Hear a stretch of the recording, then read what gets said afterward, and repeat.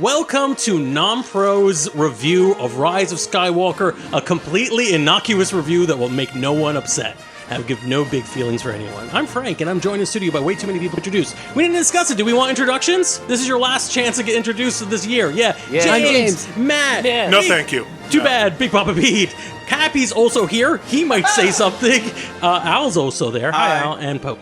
So we watched Rise of Skywalker. We're going to spoil it for this review. You know, we're also probably going to spoil most of Star Wars if you haven't seen any of it till now. This was a bad time to decide to get in. Siblings? We may also get a little bit into The Mandalorian as well. That's, I think, a fair thing to question. One ground rule I think we should set, no spoilers for the pen and ink Clone Wars shorts. Sure, that makes sense. Okay. Let's also make this... I haven't finished those. Let's also make this clear. We'll try to take turns. We're talking about our opinions. I know this is a very weird time for Star Wars and all fandom, but we're giving everyone a chance to sort of voice an opinion about the movie and the franchise as a whole without it being too toxic. And I think we need to set up ground rules for what that is. Even me? Unfortunately.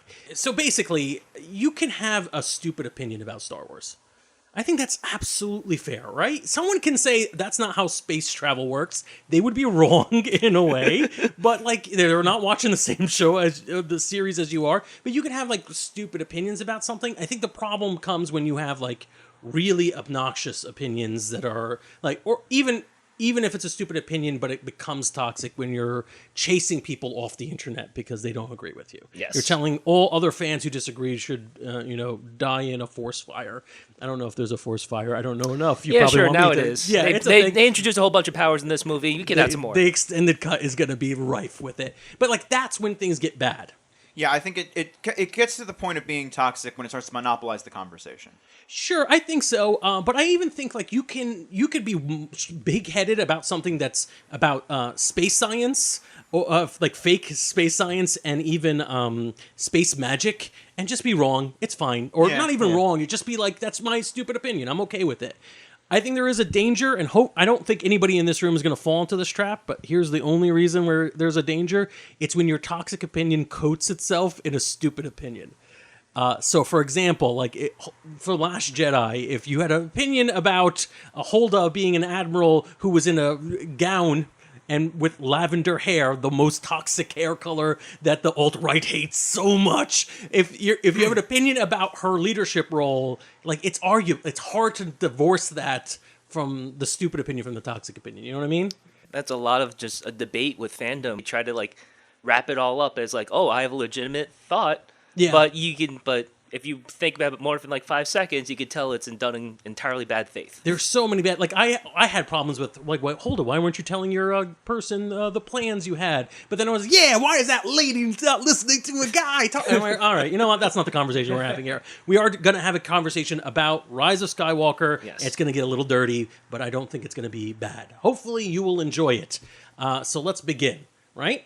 Rise of Skywalker made a lot of big steps. A lot of bold damn moves in the opposite direction. I think is that. I think that's the way of putting it. Let's give from a certain point of view. There you go. Exactly. So we have Force Awakens launched this new. I've got Cappy in the background going, "Oh, I get it." Force Awakens launched this new trilogy. The Last Jedi was the mid part, and then we had this movie, Rise of Skywalker. In a way, it seems to have backpedaled on some of the stuff that came in the Last Jedi. And in another way, it seems to have continued some of the stuff from Force Awakens. So I actually really enjoyed Katie and I know Pope, you did this as well. We watched a bunch of the movies before going into this, which was kind of really neat. It kind of you get to see a lot of the stuff that JJ uses both from The Force Awakens and from The Last Jedi that he kind of pulls from, and there is a lot of stuff there that he does, which is kind of really cool. It's hard because I go into this movie, particularly after rewatching The Force Awakens, expecting to see a bit of a backpedaling, particularly on the whole heritage thing for Rey. Really? There is just a lot of that mystery box, in The Force Awakens. It's there. Is it? It's all over the place. And, so I kind of go in expecting a little bit of that backpedaling. But at the same time, there's also a bunch of stuff I liked in The Last Jedi and the choices that it made that obviously this movie also kind of backpedals a little bit. Sometimes out of necessity for that kind of stuff it wants to bring back from The Force Awakens, and then sometimes, just inexplicably so. So, now that you've opened the gateway on this, I'll talk about my biggest concern in the theater when I was watching it. The thing that pulled me out the most is the number of things in Rise of Skywalker that I felt came out as, to me, read as notes.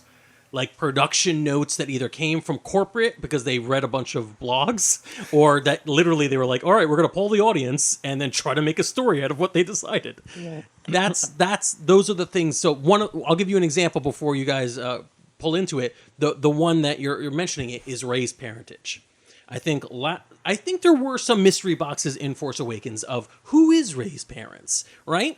And I think Last Jedi narratively went to the next step and said, haha, Star Wars twist about parentage, it doesn't matter. Your parentage doesn't matter. They were worthless. They were poor people. They sold you for drinking money. And I was like, whoa, that's a cool twist. That's like, that's the bad guy is my father level bad twist. And then this one feels like a deliberate step of, nah, I'm just kidding. JK, I'm not saying that's not what happened. Am I wrong? No, yeah. I definitely agree with it. Yeah. And honestly, one of my biggest issues with it, I think, Frank, you've said this before, The Rise of Skywalker kind of made this whole entire trilogy seem, I want to say, like, incestuous. Oh, like, yeah. yes, you're either a Skywalker, you're a Solo, or in this movie, you're now a Palpatine. You're all one of, like, the big name people. Like I love the twist in The Last Jedi. Like, it hit me incredibly personally. Like, finding out Rey came from a nobody family, but she's able to be a hero on her own right. That, like, touched me on, like, a deep personal level. And seeing that, I don't even want to say it was like pulled back entirely. It's almost like they try to tap dance around it and, like, try to give, like, have your cake and eat it too. Like, it was like, okay, yes, she's a Palpatine now, but that really doesn't matter who she is, which I guess, yeah, in a sense, overall, okay, I could accept that that message, but the way they just pulled it off, it just came off as unsatisfying. See, I actually thought from the beginning that we couldn't trust Kylo when he told that. Yeah. When he told her that her parents were nobody. Because one of the main reasons is because I feel like, narratively speaking, she needs to be somebody. There needs to be this, like, as you put it, an incestuous relationship here, because if it's not a clan thing, if this is not something that's inherited, then if anybody can be a Jedi, then there's nothing special about Luke. All right, so they didn't need a New Hope. So we're doing a little bit of just so how the sausage is made. We're only allowing a certain amount of rebuttal, so this doesn't go forever. But Cappy, you wanted to say something. I do want to say that it kind of is incestuous, right? So when we have the Immaculate Conception of Anakin, right? Where did that Force energy come from? Wasn't it implied that it came from... that was proof not canon. Yeah, that's not a. That's well, not then a I thing. don't know where this is going anymore. Good. Glad we did this. Sorry. So I'm going to chime in for a little bit. So I'm with Matt on this one. So I get the desire for there to be the comfortable. This is the Skywalker saga, where I think it kind of I totally disagree about it being narratively necessary, and I think it's the opposite. I think it's narratively stagnant to be just that it's a family that's just screwing with the galaxy for like 40 to 50 years. I don't want to hear that story at all. I can't imagine everyone else in the Star Wars universe is like, Skywalkers are evil. Like 100%, they're all evil. And that's honestly, that's part of what, like, that's fine. That people could say that, yeah, that's good. That's the story I want to see. It's not the story I want to see at all. The story I loved getting, the narrative twist I truly enjoyed was that it didn't matter who your parentage is, because that is a bullcrap thing that exists in our world. I don't want it to be reinforced in this fictional universe. It gave me no pleasure. it was dull. So much of this movie, we're going to talk about a bunch of other issues we had in the movie in a little bit, but so much of this movie was like, well, we didn't have time to do this. We didn't have time to give more characters this material. We don't have more characters to give this more material. And I'm thinking, if you just had Palpatine excited to get Rey because she was the last Jedi, then we cut out a lot of exposition. You don't have to build up a whole narrative why he's so interested in getting the kid who's in 10 years' time going to get his own trilogy movie, his kid's kid.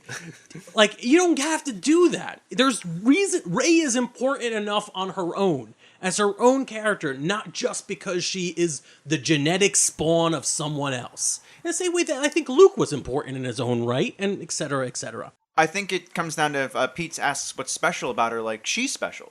Yeah. Like the character is. Who she is the thing that makes the difference. Like why is Luke the New Hope? Because Luke is the New Hope, not because of where he came from or who he is. It's like the characters are what make it special.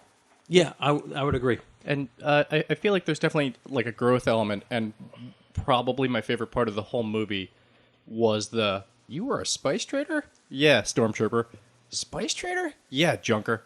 Or that kind of feeds into the choices they've made throughout the movie, that like you see growth from who they were in the first place. And to be perfectly honest, I mean, everybody's flavor is different. You want a saga that involves the Capulets and the Montagues.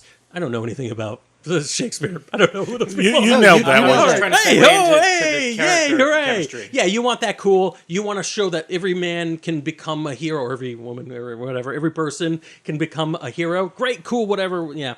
But the thing that gets me, I'm going to specifically talk Rise of Skywalker. One or two lines in the movie that made me sink into my seat. What I meant was, you see, I'm Kylo Ren. What I meant was, your parents were pretending to be nobodies. They were doing that because they loved you and wanted to hide you. I think my hands went up like the meme cat with the, what is happening? What is happening? Yeah, I definitely have to jump in on this. Even though I wasn't necessarily someone who was like 100% against the idea of Rey being somebody, the whole thing, I think, could have been done better. Again, this is where rewatching these movies right ahead of time hurt. The way they recontextualize that conversation, it doesn't even work like in context, because they have to leave out specific dialogue choices that they make in The Last Jedi to make that work. Like, I literally just watched it a few hours before, and then there are just a couple of other things that, even like that one is like narratively necessary for whatever story they're telling in Rise of the Skywalker, but I'll tell you the one that kills me.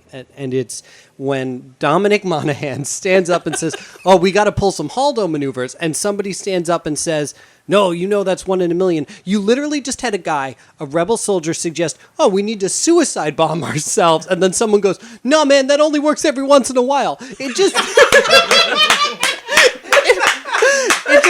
It didn't need to be in there. Yes, you know what I mean? Like, yes. Like, I understand exactly. Like, I understand to tell the story you want to tell for Rise of the Skywalker. You made this decision that Rey's going to be somebody. I'm shocked about the mystery box thing, but I'm with you. Okay, it was there and I didn't know. Or I didn't care. But yeah, geez, like, and there's just a whole bunch of those throwaway lines in there that are just like, why? I don't think they needed to address it at all. He didn't need to know the entire plan. He didn't need to know she was actually a person. He had his limited information. He didn't need to call it a lie after the fact. Not even sure who you're talking about. No, Kylo Ren didn't need to address that he said they were nobodies. He could have thought they were nobodies. Yeah, at the time I thought they were nobodies, which even then addressing it was too much, but whatever. I guess I wanted to change the subject. Can we move on? Are we still on this, or can we? Do we have unspoken? Yeah, all right, go for it. I just want to say, as the apparently staunchest proponent of giving Rey a backstory, I will admit that the way they explained Kylo's line from Last Jedi was stupid. Yeah. I mean, we have near consensus. I mean, there were so many better ways to explain away that line. You don't understand, listeners of this podcast, how much relaxed I just got when everybody was like, yeah, all right. Because it was just like, all right, we can all agree to disagree on certain things, but also agree on stupid things. I mean, it seems like there are two ways to take how he said it in The Last Jedi. And like, one is like, he's trying to trick her, or one, he's trying to be very honest with her.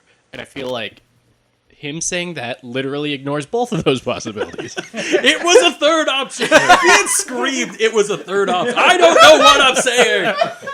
I would be. There's a moment where Adam Driver does feel like sometimes in the movie he's like, I don't know, run. Oh God, yeah. It was probably the biggest moment where I was like, come on, hold a maneuver, pass me up, and then afterwards someone said that was in the movie. I'm like, that was in the movie. I literally screamed at the screen when the hold a maneuver thing came up. I just you couldn't don't take it have anymore. to address it. You just don't have to. The hold maneuver line felt like another one of those things where it's like they read the notes on what people were angry about The Last Jedi.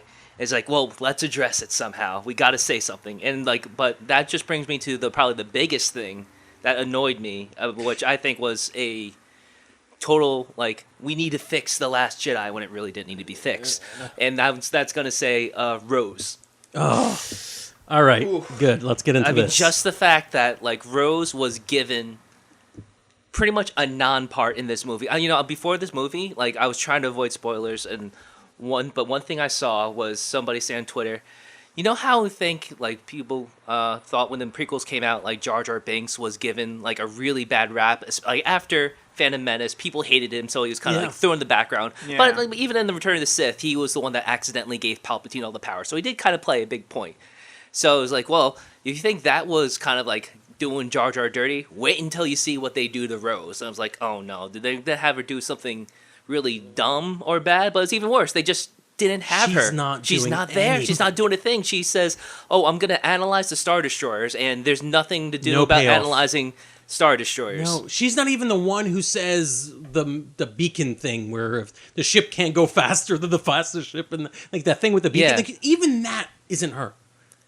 Just that just really rubs me the wrong way, and talk about doing something dirty. I mean, Kelly Marie Tran is a sweetheart, and after all she's dealt with, seeing kind of this feels. I don't know. It felt like a horrible betrayal. This feels like there's a story behind this that one day we'll find out. I think I even mentioned it. I have no basis on this at all, but I wouldn't be surprised if she was like, I want less of a role in these movies because I can't believe it. I don't want to deal with what I dealt with. Please basically write me out of this movie. I don't know if that actually happened. Do not make that. But whatever it is, that's almost sadder if that were the case. What? I have to agree with you, Frank. I think if that's maybe best case scenario, she requested that, and even in best case scenario, it's really sad. Worst case, it's capitulating to kind of not so vaguely racist internet trolls, and it's just it's unfortunate. I mean, it's not that you couldn't have had criticism about that character, but addressing the criticism in any way other than ignoring it, probably would have been better. Yeah. So my tie-in with this is a lot of it. That movie was crammed and it was long, right? Maybe they didn't have enough role. 2:10, wasn't it? Yeah, it's long. It's a long film, and this is why I tie it back into the relatively minor. Why did you bother making Rey someone important who is genetically related to somebody else in history? It feels like there's only so much real estate to deal with, and if you decided the Dom Monaghan winning a bet, winning a bet and being on the movie, I don't care if any of his roles were handed to Rose, but every minute that was spent on other things, it felt like why not this character who was pretty important in Last Jedi. I feel like one of my central complaints of this movie, and I keep coming back to it. You say it's a long movie at 2 hours and 10 minutes, but all I think is, this movie could have used another 20 minutes. Another 20 minutes to explain this. Another 20 minutes to give us a little bit of character motivation behind this. This movie could have used a second draft. 20 minutes. Well, since you say that, I do want to bring up. Sorry, I do want to bring up the pre-production of this movie because. So J.J. Abrams, when he was working on The Force Awakens, he had about 3 years till release date from when he's hired on the movie to start working on it. And people had already been working on the movie before that. Rian Johnson has 4 years till release to work on the movie, right? And he's working on his movie simultaneously before, J.J. releases The Force Awakens so that they can talk and there could be some production notes and yada, yada, yada. Trevorrow's hired in 2015, assumably going to get that 3 to 4 year amount of time, right? So, and he's also hired while Rian Johnson's working on the Last Jedi. So they also have some production notes. He's the reason why he's like, hey, make sure Rey and Poe meet, I want to make sure that they're able to all start together in the next movie, and kind of show that they have an existing relationship, and we want to see that first on screen. That's neat. So that was Trevorrow asked for that at the end of The Last Jedi. J.J. Abrams has from 17 to 19, from late 17 to early 19. He is just over 2 years, 17 to 18, 18 to 19, right? Maybe even less. Maybe even less time. Like so 2 years back from right now. Yeah, so what does he have? 6 months to write this script? Less? Holy God. And Disney, on top of that, the assumption here is that Disney probably on top of that has a lot of production notes. Yeah. I think like with the whole Iger Kennedy thing, like Bob Iger was like screaming at her the whole time and like down on both of them, like with the way this movie was going. This movie has to get out. I know JJ had requested originally The Force Awakens had a little bit longer of a production time, and he was able to get that pushed back. That wasn't happening for this movie. It had to make release. Disney needed that extra revenue for 2019 because we all knew Endgame was going to bomb. You know what? All right. So first of all, before we go any further, we went really negative for a while. I don't think we went like mean, but there are things we loved about this movie. We'll get to them. I swear to you. But let's get into this a little bit. So with that's my big takeaway with Rise of Skywalker isn't so much the choices they made. It feels as if this movie existed like they didn't know they were going to get a third movie, and then suddenly they did. It's not as if Rain opened up that mystery box on Rey without telling anyone, and like Disney executives were in the theater going, "What? Nobody? Ray Johnson?" They didn't. They knew and some loved of him it for that movie. Yes. Disney was very happy with Rain Johnson until the release of the movie. They even really liked what he was putting out. And importantly, trilogy. Or even that Abrams was like, man, I can't wait till this Ray bomb drops when we tell everyone he's Palpatine. I'm not going to tell anybody else at Disney. Not my fellow director, no one else. It's my little secret. What? He's in the theater going, Ray Johnson, shaking his fist. That means that either there was no plan, in which case, yeah, it feels like it, or that at some point they backpedaled on the plan. They took notes, which I mean, the people who dislike Last Jedi right now might be screaming into their podcasts saying, yeah, that's why, because those notes were important, and you listened to the fans because we didn't like it. Maybe. I just feel like, at very least, it was a sloppy listen to the fans, because you got moments like, what I meant was, your parents were pretending to be no one. Al, you're the one who wanted to bring up the fan thing. You and your monkey paw. It's very bizarre to have to think back on this, as I've always been a proponent of. I do believe that consumers need more control of what they're consuming, and I still believe that. Do you? This has not shaken that belief even a little bit. I'm glad it hasn't shaken yours. Yeah, but like I think it comes down to it was just the loudest voice won out, and that isn't necessarily what I wanted. But it's hard to. I mean, what do you do? Like, I mean, they can't pull quantity or anything, and it's not as though there wasn't criticism to take, because there was. Yeah, and it's odd. Like, I think even Matt said this at one point. Like, hey, if you didn't like Canto Bright, get ready for 3 of them in this film. I didn't necessarily agree with that, but I see where he's coming from with that, and I see that Disney didn't listen to that complaint, which it seems like it's the complaint everybody had. It's difficult. Did you have something to say, James? Because I do want to bring something else related. I was just going to kind of try to top this off. Right after we saw the film, Al, we were with a group of people, and somebody asked me, as we did when we saw The Last Jedi or The Force Awakens, do you think there was any strong political message or something really to take away from this film? And I was kind of like, corporations are artistically bankrupt and movies can be written by committee, which is sounds like really late, and it sounds awful because Disney's best movies, Disney, the corporation of Disney, their best movies are written by committee, right? Their best movies have been workshopped better by amazing artistic people, by listening to voices out there. And it's just really sad that this feels so different. I love the fact knowing that there was 2 years of production in this, because I'm like, all right, maybe that's it. Maybe I should be be okay with it. Yeah, I feel like that's the end all be all. Even if you felt it to some degree where it was lacking, or the seams, or the opening wounds, or whatever it was that are in the film, like I think that it doesn't come down to just necessarily listen to fans. I think it was the very limited amount of time in which they decided they were going to make that decision. I think it was the people that they decided to listen to necessarily, and not even necessarily that. It might have even just come down to just again what I said, the time. You only had so much time to listen to so many voices, and the loudest ones were going to win out, as opposed to any other time when they would have workshopped something.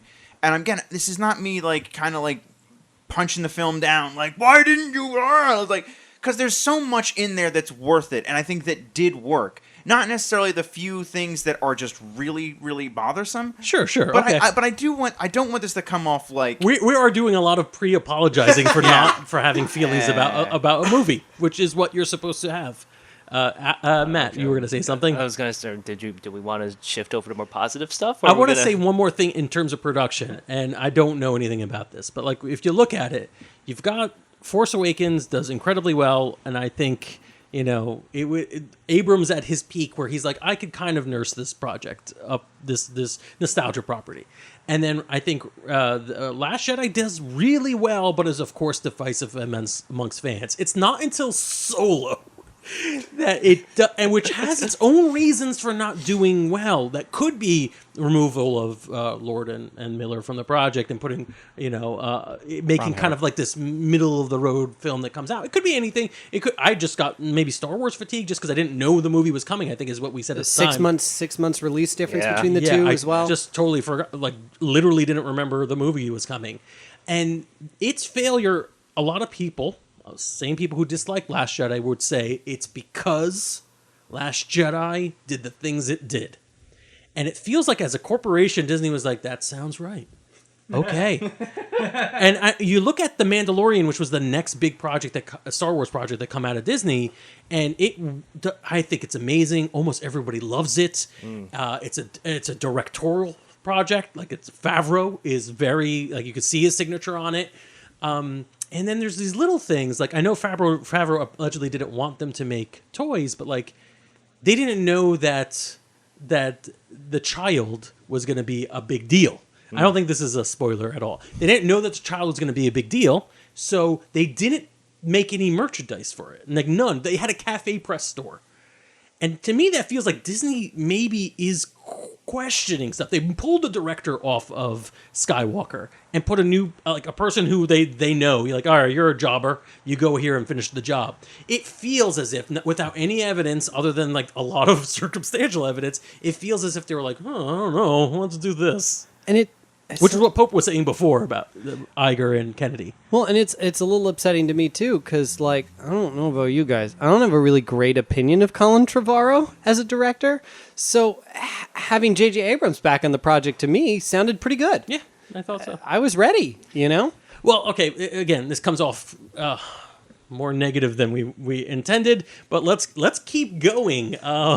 Yeah, Matt, you wanted to segue us. So I'm going back to Al mentioning me talking about Canto Bright and just the whole entire like timing thing. I feel like a big issue that I have is that a lot of the arcs and the storylines throughout the movie, they just seem half-baked and not complete at all, or almost nonsensical. I mean, like in context, what Al was saying before about me, the whole entire thing with Kijimi, the whole entire mission there, on his own, it's like, okay, yeah, they go there, they get the translation, whatever, move on. But like after I think more about it, it was like, man, that was like a huge failure in terms of like in universe compared to Canto Bright. And Canto Bright, okay, yeah, they go to find the codebreaker. They actually find a codebreaker, not the one they wanted. But at the end, when they leave the planet, they give like the people there hope, like the downtrodden children. It's like, hey, spirit of rebellion is alive.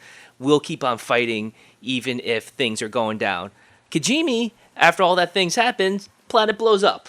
I was like, wow. That was kind of dark. Yeah. It's like, talk about like kind of like just wasting not only an arc but a whole entire planet and just like really making it seem like, yeah, just things happen and screw you for thinking something good might happen. I'm just really glad that we decided to get off that negative topic and go positive again. Thanks, Matt. Yeah, I think we're just going on topic by topic. But yeah, did you have anything else you wanted to add to that? Pete? No, that was pretty much what I wanted to add. Okay. All right, Al. I'll try and turn this around because I actually kind of like a lot of the stuff that kind of goes on that. On the while I have my problems with the MacGuffins, enough with the MacGuffins. That's an issue. But I like where we went. I like the trip to many different planets. That was something we hadn't done in Star Wars. Was do this kind of quest to different places and put in a few different alien planets in one movie. We normally kind of get like one or two at most. And it felt really good, and even with the speed and the trying to get truck along to the next one, I really liked it, and they all did feel distinct. I didn't feel like we were going like, all right, I get it, yes, another desert planet, whatever. But this one didn't feel like, ooh boy, Tatooine 3. But it didn't feel like Jakku, and it didn't feel like Tatooine, and it did. I liked it. Yeah, I could have spent an extra 10 minutes at that festival, right? No, that's cool. Yeah. Wouldn't it have Tatooine Diwali? Wouldn't it have been cool hanging out? I was actually super interested in. Al's right. I was super interested in all of the planets. I'm interested in the Kijimi. I'm interested in these planets. It is sad that it blew up because I guess now we only have past stories about Kijimi. But, I thought the locales were really interesting. I really did enjoy going to the different locales. If we got to spend an extra 10 minutes on any one of them, it would have been perfect.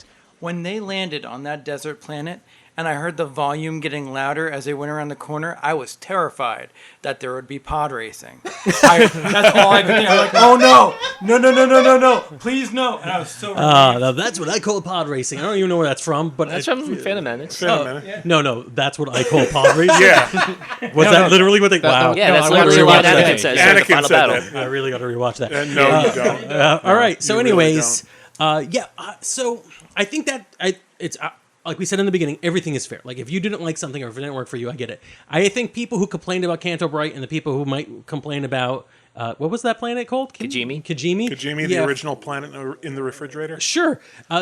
Fine. That's okay. But for me, failure is okay, right? Narrative failure is fine. Pete is so delighted by whatever he just said, and I'm not going to listen to it, and I don't care. But I think failure is fine in context. Like if they keep doing, it's the same as anybody wouldn't any character. I think they can try to do something and it ends up being pointless. If that builds, for example, Ray's rage, awesome. You know what's not so awesome? Ray's rage being a genetic thing. Like lightning fingers was passed through the father's Y chromosome. But that's not what I'm pointing at. So I was okay with this thing, but I do get a thing. I think there were some great arcs here, however. I mean, kind of just wanted to touch back on the fact that, like, James was talking about the fact that we were having fun hopping from planet to planet, and almost everybody I know who's seen this movie, even if they didn't like it, they thought it was fun. They thought it was fast-paced. They thought it was action-packed. You could really find yourself enjoying part of this movie, at least for 5 minutes, and not, like, cursing the Star Wars gods or whatever. Yeah, I think we're going to a chorus of, I agree, it was fun. Yeah. Oh, yeah. I would say that the chemistry of the cast was still amazing. And I loved the relationship that Poe and Rey developed. That we got to see that. I think it was really good that she was just like, "Why are you taking a risk? Why aren't you helping?" I was like, that was really good. I really enjoyed that aspect of it. I really liked the group of stormtroopers deserters that was kind of central to Finn's arc in the film, and I liked seeing a commune of AWOL soldiers creating their own little commune / army because they. Like Poe, not like Poe, like Finn, they decided hey, this isn't what we are. We're something better than that. I thought seeing something like that was a really cool bit of addition to the universe. Yeah, and I do want to bring up one point that, as much as I like these points, and I'm not trying to backstab. I wish we could have spent more. Oh yeah, on those I was going to follow up with that, moments. But I don't want to be negative. Yeah, I don't think it's not negative. It's just honest. I wish we could have spent more time on it. And for the people who are undoubtedly yelling into their podcast right now, that's why we couldn't have Rose because she steps in the way of that story. That's not necessarily true. No. But yeah, James. I think one of my favorite things, which is a continuation from The Last Jedi, is the continued use of Forcebook Messenger, which I think you coined. Maybe, but I'll take credit for it. No, it was an awesome narrative technique in The Last Jedi, and it's an awesome narrative technique here. One of my favorite scenes in The Last Jedi is when Kylo Ren is looking at his hand covered in the water, right? From after Luke blows up the hut on whatever planet they're in. And then when he first reaches through and grabs the necklace, I cheered in the theater. I was so excited. So it's Forcebook Messenger with an upgrade with attachments now. It was 3D printing. Now with Force added Ghost- functionality. Oh, my lord. Well, Yeah. And then we segue that into the fight they're having between locations. That was amazing. I loved that. The acrobatic. I think brief before we will transition. That's kind of where you could have stupid opinions, right, about how space magic works. I know a lot of people are like, well, that's not how the Force works. I'm like, it doesn't. It's not real. But okay, this is how it works now, and it's fine. It works good enough. You can have that stupid opinion. I don't mind. I'm not even really calling it stupid. You could have your opinion. That's cool. But this isn't what we're talking about. I thought it was really cool. In terms of the acrobatic fighting, it's the perfect marriage of, this is going to sound stupid, maybe, prequel, wire fu kind of Jedi, and then the actual more or less sword fighting from original trilogy. This was this was pretty much sword fighting, but they were so beautifully graceful when they fought. I just love the entire thing, and the few moments where it's like that shouldn't be possible, but the Force made that really cool. I mean, before this movie came out, Attack of the Clones was evenly the most hated movie in the whole universe, but still one of my favorite things in the whole of all of the movies was seeing Yoda in a lightsaber fight. I'll agree that the lightsaber fights were I do a good mix, but what I really liked about the fighting in the new trilogy especially is Kylo, he's sort of mostly self-trained. Maybe he learned some stuff from Snoke, but he's mostly just figuring out stuff on his own. Rey actually is all learning on her own fighting, and that's reflects in how the fights go out. It's not super acrobatic like the choreographed things from the prequel trilogy, but it's not just more like the traditional fencing or kendo from the original one. It's more they're actually more like a brawl between them, and I think that's a really cool take. I like the interplay of the guy who has ostensibly had swordplay training, but is a victim of his own rage. Mm-hmm. Kylo, and him playing with the unpolished Rey, who is more in command of her feelings most of the time. Right, and I like thank you, Pete, for bringing it back in, because we kind of pulled into cool moments, just this cool stuff we liked, or cinematography or what have you. But back where we were at with character arcs, you can see that in the way they fight. Mm-hmm. You can see that in the way they interact with each other. We talked a little bit about how the main trio, Harry, Hermione, and Ron. I'll let you figure out who's who. Harry, Hermione, and Ron in this movie. How they interact and how it's kind of bickering, but Poe's definitely Hermione. Okay, but there is a lot of what are their arcs throughout the? This is supposed to be the end of the trilogy, right? And the end of all the movies. Did they pay off? Right? I feel like it gets a little muddled, and that's kind of where I wish we spent a little bit more time on it. I'll jump into Poe. Yeah, let's see Poe. I think I like that Poe is being definitely a bit more of a leader when we come into this, but he is off on a mission all by himself with Finn in the beginning, but he's not the general yet. I like the scene where he's there with Leia and he's having that moment. And he's like, I'm not ready for this. It shows that he's learned, right? It shows that he's grown. The fact that he's having that conversation with Leia, I think, speaks to a lot of his, his growth from The Last Jedi. I wish some of this character growth and these moments weren't undercut by the pace of the movie, right? If we had another beat to stay on that scene of him with Leia before, admittedly getting something I really liked, which is his conversation with Lando, but yeah, I think it just feels to me, it feels narratively like an arc, but not. I don't know if it just as if they didn't spend enough time on it. Yeah, it needed a little bit more polish. I would agree. Yeah, I feel like we're just gonna keep hitting back over and over again about how like if only there was so much time. Like it is a big issue with the film, but like given what we do have, I think Poe's arc is actually really good. Like out of the three of them, I think it's the one that actually lands the hardest, and it's because of that scene with Lando. It does really really well, where he sits there and he contemplates and he's like, "Oh my God, like how did you do it?" It's like we had each other. And I think that's he used that lesson to move forward. He believes and he has hope, and that's what brings other people to come there and like rescue them at the last minute. Is that he learns to hope and like not just rely on himself or like the blaster at his side or whatever. I definitely agree with you too. Agree we can use more time, but I do like some stuff we see with Poe. But sorry to go negative again, but another thing that really bothered me, specifically with Poe's arc, was seems like another reactionary thing, really trying to make him say, "Look how straight I am."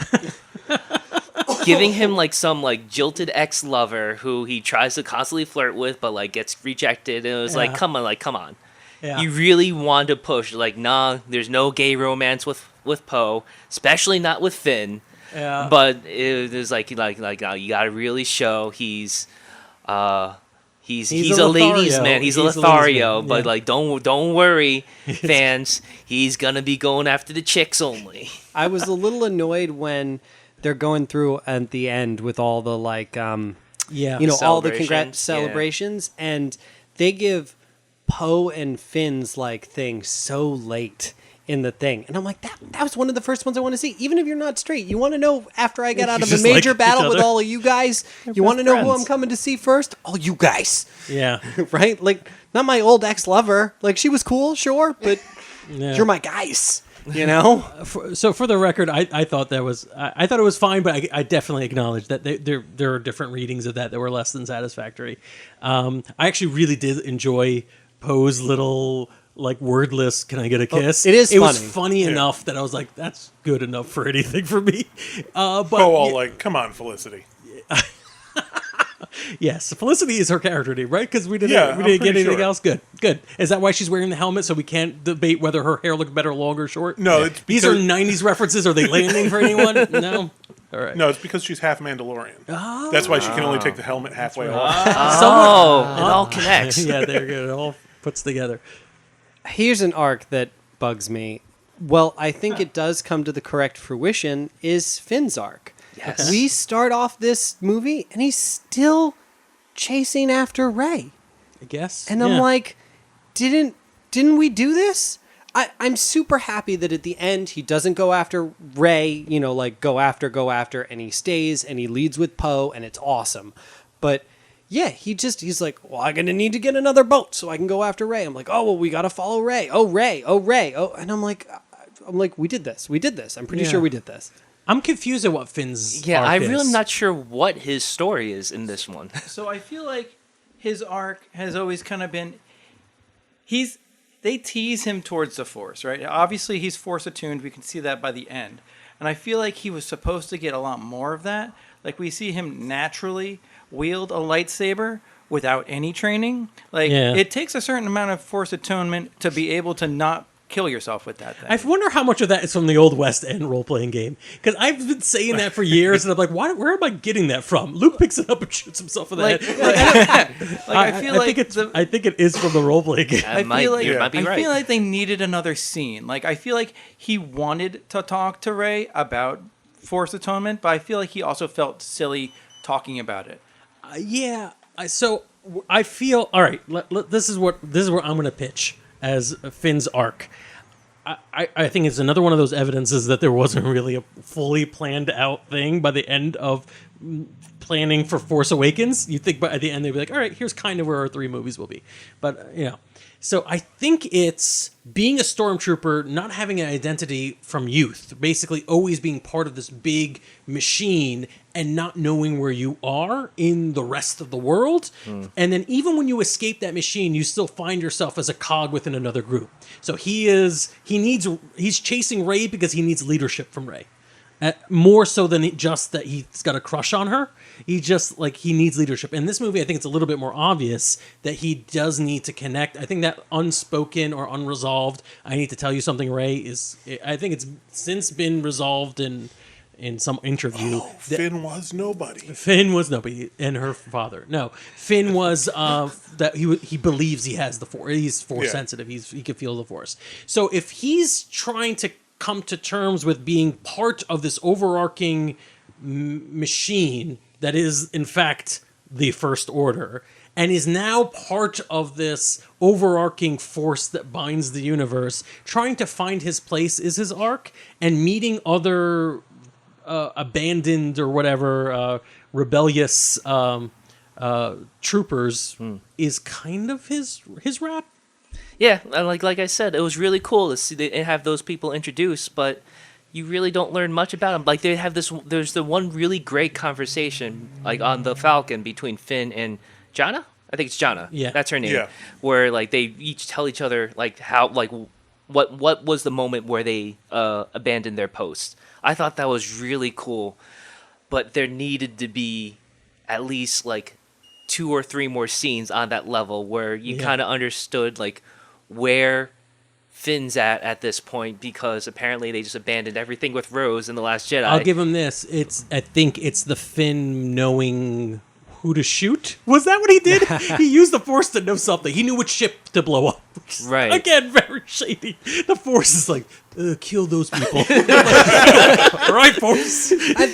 I think it's tough too because it's, and this, and we'll come back to this, I think, with Rey's character arc, but it feels like a little bit of wanting to have your cake and eat it too, right? We want to backtrack a lot of the things from The Last Jedi, but anybody can be Force sensitive. You can see it with you can see it with Finn. Right. He obviously has a strong connection to the Force, and we have that story. We have a natural progression of that story. Why do we need to kind of reinvent it? So, folks, I have a little bit of a wrap for this. Do we have other things we want to say? I won't A wrap little it yet. bit. All right, Al, what do you want to say? I mean, I'm going to go ahead and say I don't think you necessarily get points for things you didn't put in the movie.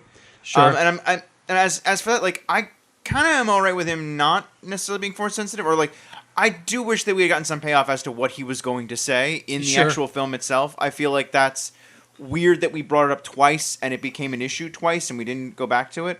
But I like him as the tropey love interest. I don't mind him chasing Rey and being the support boyfriend. Well, you like anime, so that's fine. I mean, maybe. I don't know. Sorry. But I felt that was fine. I liked that, in fact. Let's reverse this. Normally, the woman's chasing down the guy. Even, Eowyn in Lord of the Rings or whatever it is, and kind of trying to chase Aragorn or whatever. This is fine. It's a reverse of the trope, and I didn't mind it. And I liked him chasing her down, Rey! Ah! And it's yeah, all right, this is good. I'm glad your character's making out of this pretty much as he is otherwise. And him maybe having some Force stuff be cool. I'd like to see them do something with her, commit on it. Mm-hmm. But I thought his character worked fine. I liked where he ended up. Okay, I'm just going to toss in a slight hypothetical here. Mm-hmm. How awesome would it have been to have seen a subplot in here where Finn believes he's Force sensitive, but he's not? But things just work out for him? Yeah.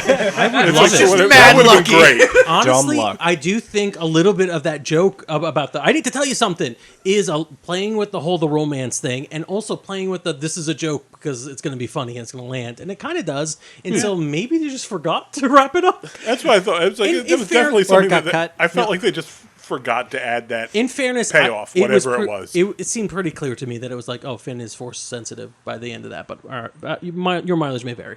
Let's talk about Kylo and Rey. So Kylo and Rey's arcs are interesting because obviously they're very connected throughout the whole series. I didn't get that. The bell doesn't even work anymore. I'm done. We're good. Pete's got it. Let's not do this anymore. Actually, it's an interesting read. Continue. I think we'll start with Kylo Ren. Do you think it was important in this film? Do you think it's part of his arc that he gets redeemed? And I'm kind of looking at Al because I know he's got an interesting opinion on this, obviously. I really hate it that it happened in so many, for a lot of reasons. I'll bring up my personal reason. I'll bring up the bigger reason after that. My personal reason is because I think he made a great transition in Last Jedi from being the Anakin redeeming character to being the Palpatine character. that that was who he was. He was the bad guy, and there's a lot that he did. He killed his dad. There's a lot he can't walk back from, and killing Han Solo is one of those things. He did in Force Awakens, I get it, but like there's a lot that he can't walk back from, and you know, and being willing to kill off a lot, like as much as he did, and seek out power to the point Leia's even like he wants power. That's what he wants. It felt disingenuous to walk that back. But the other big thing that I really like stuck in my craw in the worst way possible was at the end when they have the kissing scene, and it's just, this is the worst message I would ever want to send to any little girl ever, which is no honey, you can change him. All right, so this is the moment I have to step in and be like, the friends I have who are talking about this movie, going, it was good, it's fine, it's okay, it's my least favorite movie ever, but it's fine, it's good, it's okay. I do think there's some sort of answer where like we're afraid to be negative about media, which is weird because it's like this is a thing you can review it, you could have opinions about it. I am really surprised the number of people that haven't freaked out about this really odd moment, which is like, I'm not, Poe aside, all these little arguments aside, there is a very strong reading of this man psychologically tortured you, tried to kill you on many occasions, demanded you obey his will, come to him and be the murderer alongside of him, committed genocides on camera. Like on film, Vader's redemption, I think we need to bring it up because in all fairness, aside, at least none of that happened in the original trilogy. You didn't really see, you didn't kill no younglings, right? Yeah. Did all of that stuff and got a kiss at the end, which is like such a bow. They had steps below that would have still kind of been like middle of the road. It ended with a romantic arc. And that was weird. Yeah, I really felt like the redemption wasn't earned at all in this film. Because like even throughout this film, Kylo was still really creepy and like really like sliding into Rey's Force DMs, trying to be like, hey, want to murder Palpatine together? Like, I know you're a Palpatine. You want to kill your dad? That's gonna or kill your granddad? Hey, and you can't kill your dad, but like I did, which was fun. But you want to kill your grandpa? And it's just really funny to see like going back to like the fandom. Like even seeing like a lot of the people like the Reylo universe, like people that were really pushing for like the Rey and Kylo pairing, they came out of this unhappy as well. It was like, they like this wasn't how we wanted to do it. We got a rebuttal, I think. I as the person like we talked about this before we started the podcast, that I like probably the movie more than everybody else at the table, and that was the thing that I felt was unforgivable in the whole movie. Like it doesn't make sense. Like nothing that happened there, like he was redeemed until he kissed her. Like I feel like he was dying, like you knew he was going to die once he gave her the life, and then she kissed him, and it was like I stopped being able to take the movie seriously from then on, which is the end, and made me laugh at certain things I shouldn't have after that. I can't take any more of these credits seriously. I'm gonna maybe this is an unpopular opinion here, but I didn't actually get a romantic read on that kiss. Okay. I didn't feel like that was an expression of romantic love. It was more almost a familial thing. This was... Well, it is we already Star Wars. Dig! All right. No, I'm serious. No, I apologize. It's, I mean, the families are connected. Sure. Whether it's Rey's surrogate family or her actual family, she felt a close connection to Kylo's parents. Yeah, Leia and Han. She is happy that she's kind of back. Yeah, that to me is what the expression was. It was a very emotional scene. It was a very visceral scene. I didn't read a sexual energy from the scene. As much I as didn't, Star Wars if he can had have, somehow yeah. survived, I didn't think they'd walk away hand in hand. You know, like I feel like they might even have considered killing each other again once the dust had settled if they had survived. We all know what it's like to be preparing for a wedding. Having that been said, it was sort of an indoctrination into the Skywalker clan. The kiss, yeah, all right. It's I'm fair. tradition. I like this read.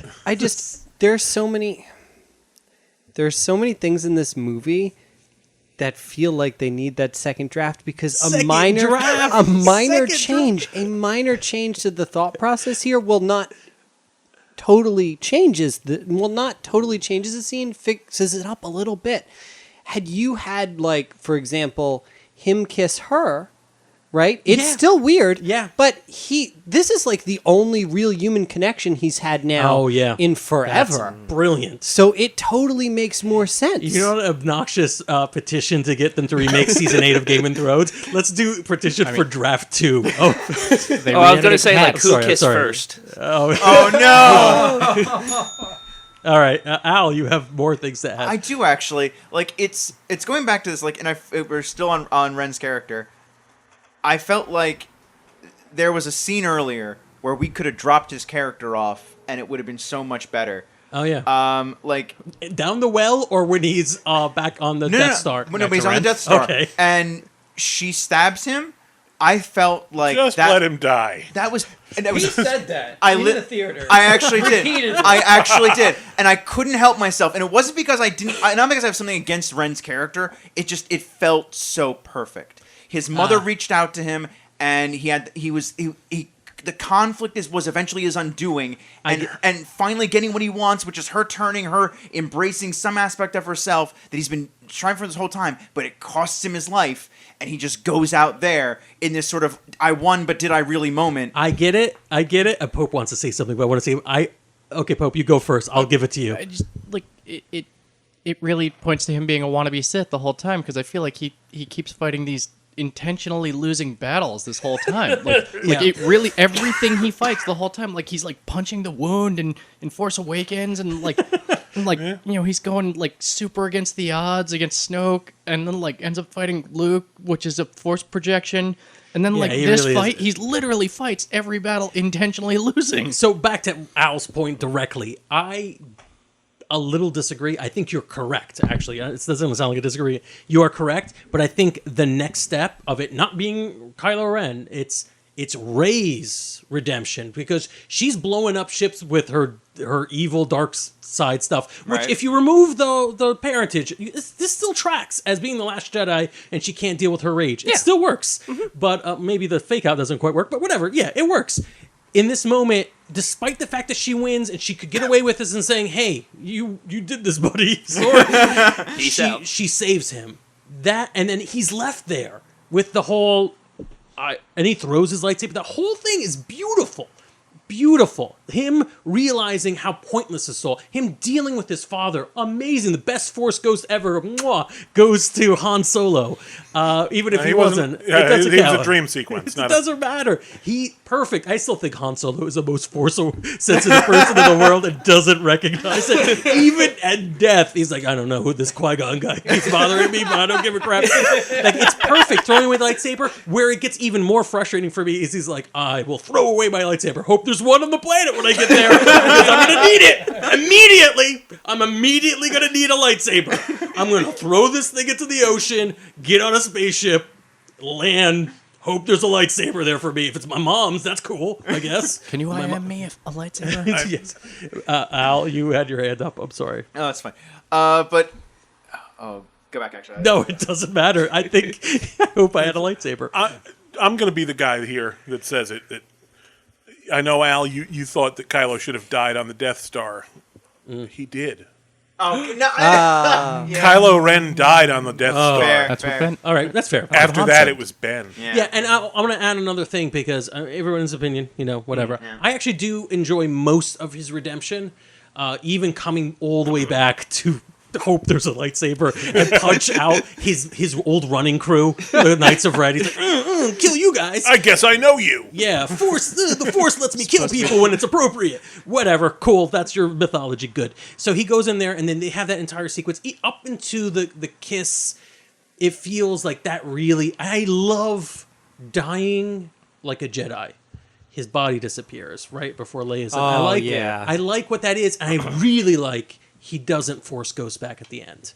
Because, like, maybe too much. Maybe too much for you to be completely redeemed. In fact, I will now asterisk this and say, what are your opinions about Darth Vader being a child murderer and then showing up at the end going, I'm all right. I'm young forever. As long as my son keeps worshiping the Jedi. I don't know. That's another story. I don't think it's a full read. I think original trilogy doesn't actually make Darth Vader to be a... It's a thing. What I'm suddenly realizing what I wanted to say earlier was, wait a minute. All right, you've had this big redemption thing. Aren't you still Supreme Commander? Like, can't you just go up there, like, and tell the Council of Shadow Dudes, like, hey, let's backpedal? That is their official name, the Council of Shadow Dudes. Like, even if you're gonna say, like, oh, that wasn't, I'm like, no, they all thought Palpatine was creepy. Tons of them were not willing to go along with him. It, like, at least have something that resembles a civil war. Maybe even that be the hope that shows up and, like, have some, like, Kylo, like... redeem some of those people who really, really like the Empire's dress aesthetic in fandom, because now there's a civil war within the Empire, and now you could dress up like a stormtrooper without being a complete Or all the douche. stormtroopers that we had this whole thing where stormtroopers are willing to, like, part or, like, decide, oh, crap, I I don't hope want to you be weren't this on thing. that ship, because you're dead. I do have one thing to say about that, though. It's a slight nitpicky thing about continuity. Look, all of those people that they were fighting at that point were the Sith troopers. Maybe They were like that was zombies. the They Sith suggest army. that they're were they Palpatine's Sith zombies? people. Yeah. Clones? Well, What I the don't hell know. were they? I don't Were know they about all that. empty? We don't Snow actually clones. have an answer. No, they were actually Were they all snow clones? Manned entirely by Snokes. no, there were actual like officers and stuff without helmets that you saw on the Star Destroyer. Matt, do you have a... Yeah, there was that one scene with like the big commander dude, like that was supposed to like right underneath like Kylo. Oh, not him. He was First Order.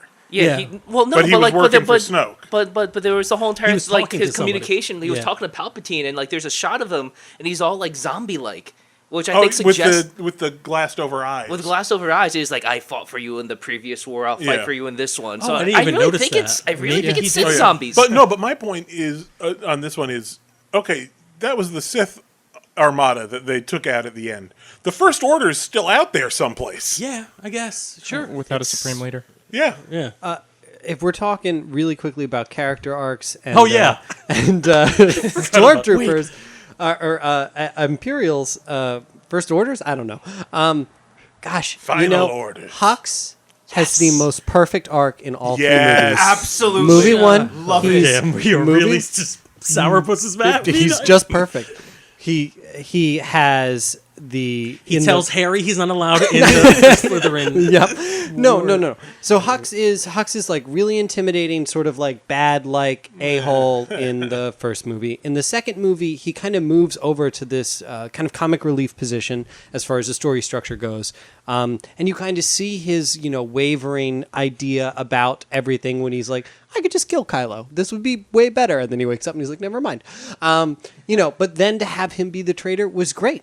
Literally, if his death was not undercut as a joke, Yeah. it would have been perfect. Oh, I disagree. I loved that. He was such a like an absolute prissy bitch, and he died like a bitch, and I loved it. All right, there you go. That could be basically Al's review of anything. He died clinging to spite, exactly as he should have. Yeah, exactly. Yeah. Matt? Yeah, I'm kind of with you. I really wasn't. I thought like his arc was really cool, and I foolishly almost kind of hoped like, oh man, we're gonna get some great commentary about how fascism always ends with them eating each other, because like that, you see that in real life. This is like a brilliant way to bring that into this. But then he dies in the next scene, and it's like undercut. Yeah, the death undercuts. I think it's good, but I would agree. I think it's a little undercut, but Yeah. I mean, like that conversation just got cut off. It's fine. It's a thing. Undercut is unfortunately like the name of the game here. The movie moves so quickly, and this is like my big storytelling issue. The movie moves so quickly that it undercuts almost all of its serious moments. It undercuts the sacrifice of C-3PO by getting rid of his memories. Right. It undercuts the potential Chewie. death of Chewie. You know, like, even as a guy watching this, I'm pretty sure Chewie's not going to stay dead, but that doesn't mean you need to reintroduce him. Which is weird. One 'cause scene later. He was the only like original Star Wars character that did die in canon before they changed That's canon. true. Like, is this some weird kind of flex? What's going on? No, only Chewie's gonna make it. Every other person dead. Somebody got really angry about the moon that landed on Chewie. Holy crap, you're right. Yeah, I'm telling you, deep cuts here. He was also the oldest one. Yeah. But yeah, the movie undercuts itself a lot. So we talked about all the main characters, right? We got Ren and we got Hux. There we go. Can we quickly talk about the story arc of Dominic Monaghan's character? Get out. He exists. There we go. So and let's talk then about he Rey. continues to exist. Let's talk about Rey. Rey bothers me so much All right. because this movie, to me, it feels like it wants to have its cake and eat it too. It's almost as if we remove ourselves from the Last Jedi conversation by saying, no, she is somebody, right? Mm-hmm. Even though the Last Jedi says you don't need to be anybody to be powerful, right?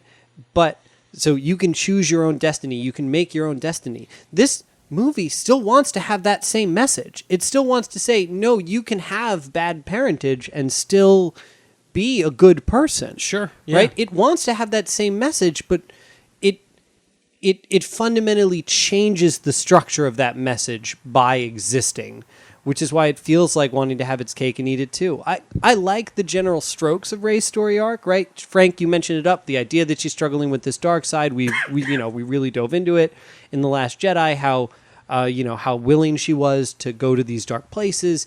We could continue with that. And it just feels like it undercuts itself. It's that undercutting feeling again. It just, like I like Rey. I like where she goes. I like that she battles the Emperor. It doesn't feel impactful. I think my issue with it is that dealing with you're not determined by who your parentage is was sort of in Return of the Jedi. There's a lot of strokes, and you could talk about each one of these movies. Broadly, you can make them all like, Force Awakens, because of the chasing of a super weapon. It's the same as, that's kind of whatever. The Last Jedi, the bad guys kind of win at the end. That's not really what happens, but fine, whatever. This one does feel there's a lot of elements in Return of the Jedi in it. And one of them is Luke is not destined to fall to the dark side just because the people in power think he is. And just because we've established there's so many good reasons to fall to the dark side. This movie does almost the same thing with Rey. The whole, can you resist the urge to use the darkness within you to fight back for the love of all? But it does it all and not as good, right? Where Luke puts his weapon down and says, I'm not going to fight. And it's actually like the love of a father, and it's evil swallowing its own tail. Vader kills the Emperor. In this one, there's not much different than what Palpatine wanted Rey to do to him, than what Rey actually did.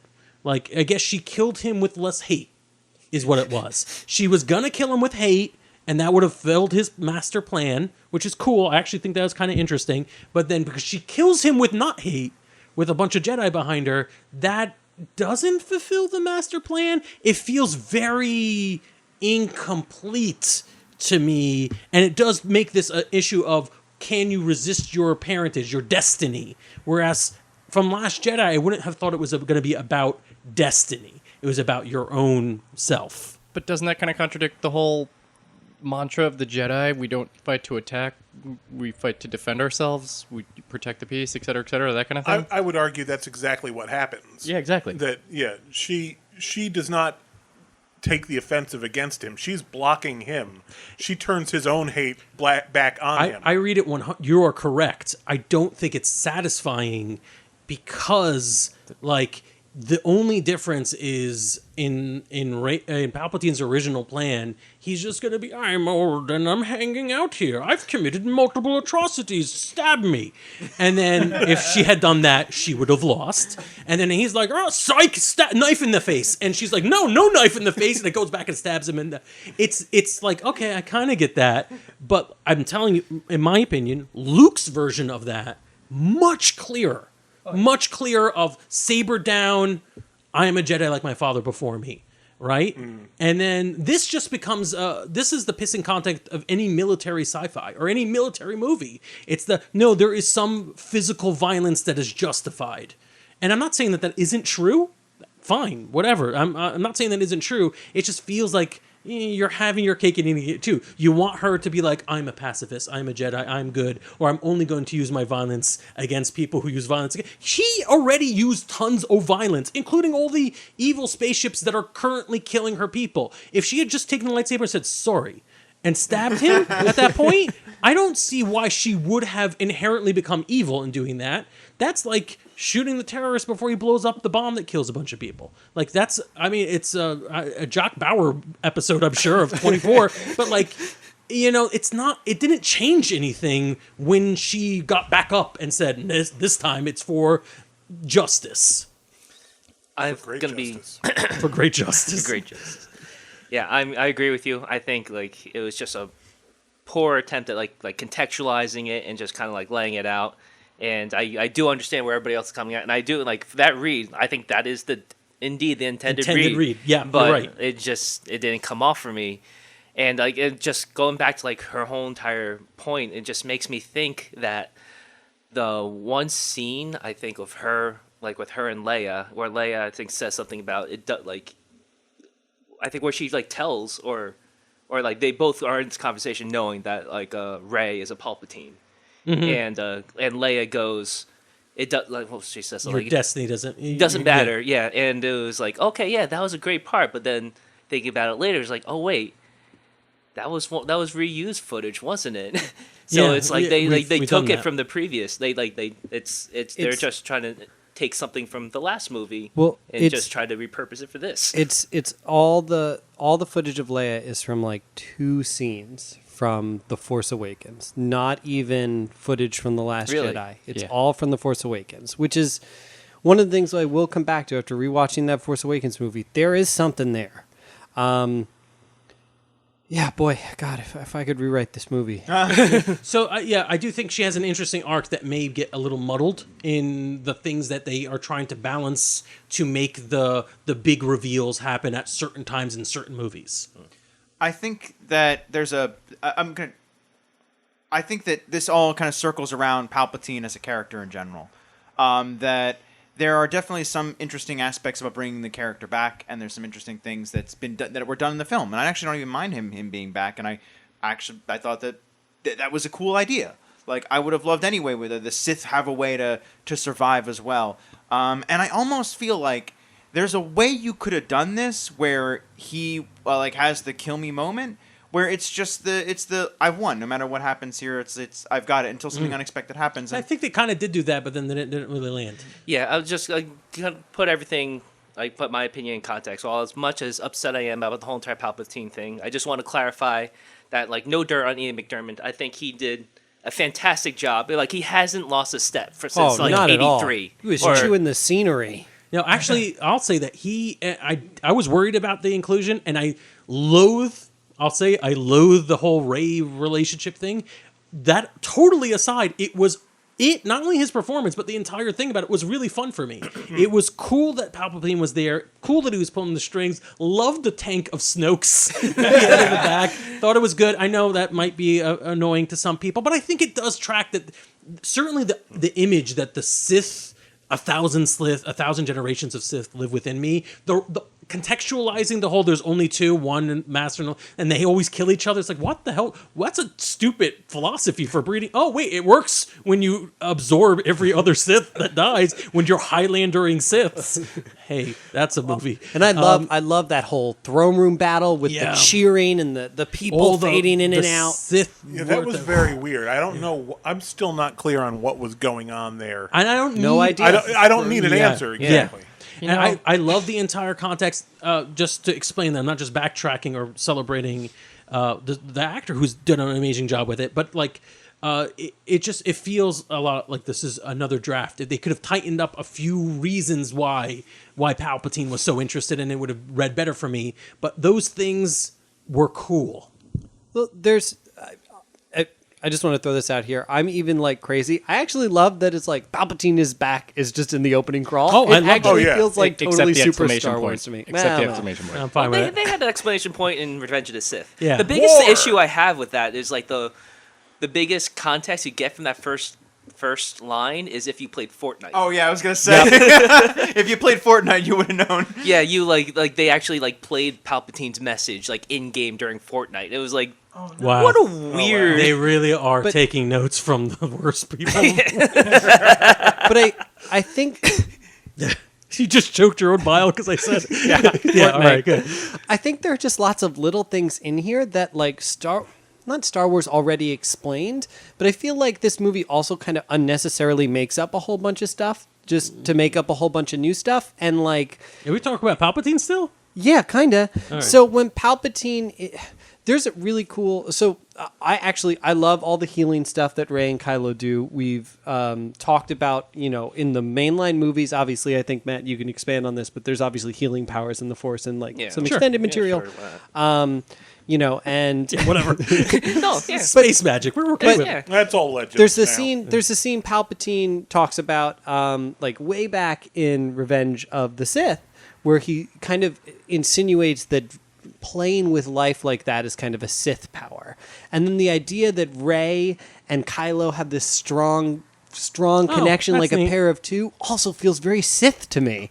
And I just wish they could have played with that, like in a weird way. Instead, no, you're like a Force didact, and I get your power for funsies, and then I become young again and evil more. Do you think that was intentional then, that whole entire like connection between, or do you think it was just accidental, or they kind of had something neat that they just didn't? I think have they been painted accidental. themselves in the corner. I think They painted themselves in the corner with Palpatine's like, even if you kill me, I win. And you're like, well, then damn. Why'd you What sound happens? like Wario? Because Wario is a Palpatine. I don't He's a think Sith, actually. I want to say this right now, and I don't think this is a bad. I want to say this right now. There's just this idea that if this isn't pre-planned out, that it's going to be bad. And I'm not necessarily saying this about anybody here at the table, but there's like this big insult that, like, God forbid they didn't plan this out from the very beginning. The original Star Wars trilogy wasn't planned out. Sure, but they you could just I, wrote no, that all as they hold went on. along. But it's totally fair to be like, you didn't plan it out and it didn't land. That's totally true. And that's all I'm saying. I'm not saying that I'm going to sue. Or write that petition to get them to do a second draft of this movie. Like, I'm not. You're totally going to do that. I would do it as a joke, and then everybody would say it was real, and then people would be like, "Star Wars fans are toxic." Who's an 11? I feel like that whole scene kind of climaxed before that though a little bit, like where. Thought he was talking about this podcast. No, yeah, exactly. No, we topped out. We should go home. No, I feel like that scene topped out with the amazing voiceover from every Jedi ever before that, like where. Oh yeah, all that was the, great. Like I the love that. amazing cameos in there. If you picked up on them, like even people who only appeared in extended universe cartoons and stuff like that. But that's where that scene peaked for me. So I didn't feel like I needed that sword/stab or whatever from her. That the scene ended you're before right. that for me. I agree. And- I think if she stood there with the Force Ghost behind her, visually maybe would be a little cooler for some of them. But whatever. Like, and then. That's enough for me. I don't need you stabbing an old man.